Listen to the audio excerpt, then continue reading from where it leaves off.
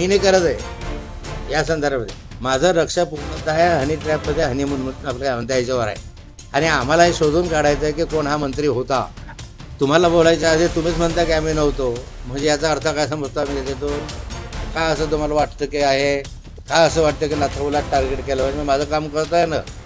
मी कधीही माझ्या आता माझ्या मुलाविषयी बोललो, परत गुणावतो की तुझ्यात ताकद असेल, तुझ्यात हिंमत असेल आणि खऱ्या अर्थानं तुझे पद वरच्या बाजूला असेल तर त्याने माझ्या मुलाच्या खुनाची चौकशी की म्हणतो का आत्महत्येची चौकशी CBIकडून करावी.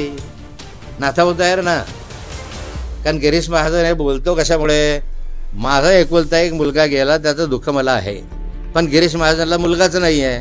त्यामुळे मुलगा गेला तर दुःख काय असणार आहे त्याला? आणि मी 7 दिवस नव्हतो, मग 3 दिवस मी आधी नव्हतोच ना. आणि त्याही दिवशी नंतर असा कोणता नाथाभाऊला असं झाले की त्याचं हे करत बसू. म्हणजे या रीतीनं असे करत राहायचे उद्योग. तर चौकशी करा. नाथाभाऊ लोटांगण घालता बरं दिल्लीला. आयुष्यात कधी कोणासमोर लोटांगण घातलं नाही. आयुष्यात माझ्या मातापित्यांच्या शिवाय दिल्लीमध्ये जाताना अभिमानानं स्वाभिमानानं मी चिठ्ठी देतो. मला वेळ देतात तुमचे मंत्री, आजही देतात. आजही तुमचे वरिष्ठ नेते नाथाभाऊला त्याच सन्मानानं त्याच आदरानं आमच्याशी बोलतात.